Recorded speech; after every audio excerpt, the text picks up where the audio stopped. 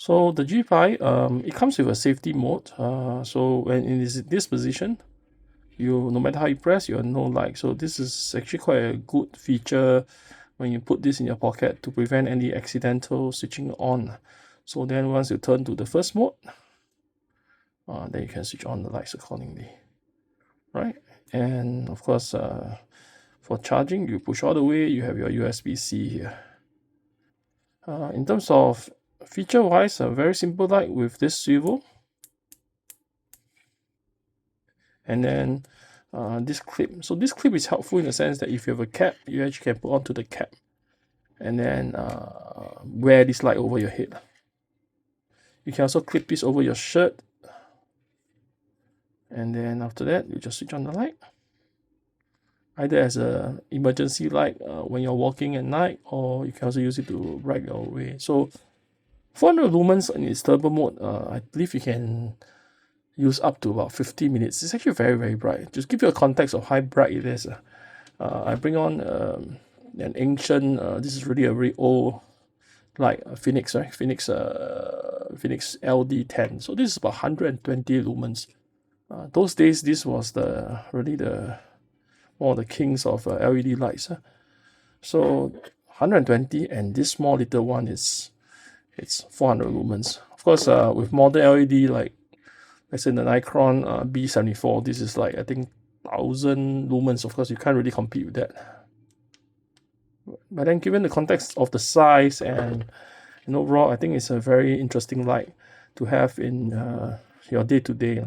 I guess what I like about it is really the turbo brightness, very helpful. Second of all, of course, is the different options. It have a magnet at the back, so because of that, it allows you to clip onto subjects which is iron.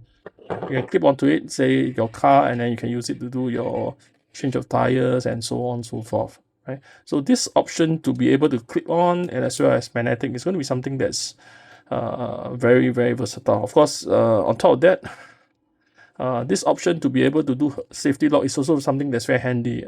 I'm sure you may have experienced before in the past with those not so good LED lights where it gets accidentally switched on in your pocket. Right? So having a safety lock is definitely helpful. This is also IP65, right? The first number of the 65, the 6 basically means it's the highest spec in terms of solid protection. So this is definitely dust proof, so helpful. 5 basically means how much water resistant it is. If I'm not wrong, IP65, 5 basically means if you spray it in a water jet, I believe this should work. So what this means is that this light is pretty weatherproof.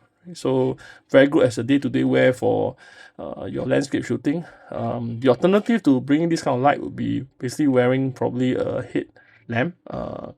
This is something that you may not need to wear over your head. You can actually put it in your pocket and clip it to your shirt as and when you need it. So very helpful.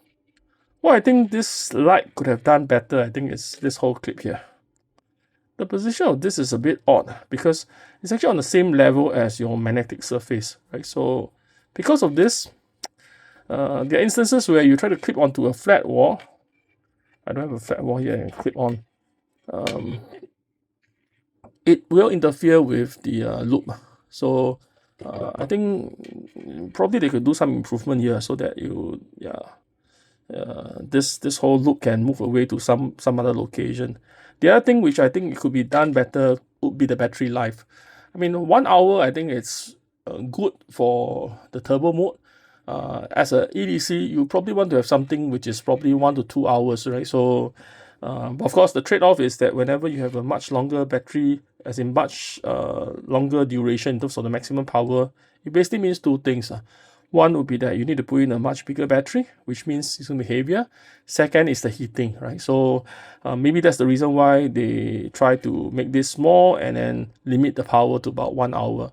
But under the lower power mode, I believe you can last much, much longer. So 1 hour for emergency, I think is good enough.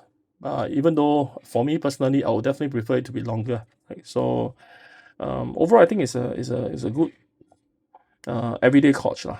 Torch very much for if you're a photographer. I think probably using it as for photography is not something that you will want to, simply because most of these LED lights that are not meant for photography tend to have not as good CRI, right? The color production is not so nice. And it often have some kind of a greenish tint, so not so good for photography. But having one in your pocket is something helpful that you can use it for your setup, and as well as for your really some of the emergency on flight or otherwise. So worth getting.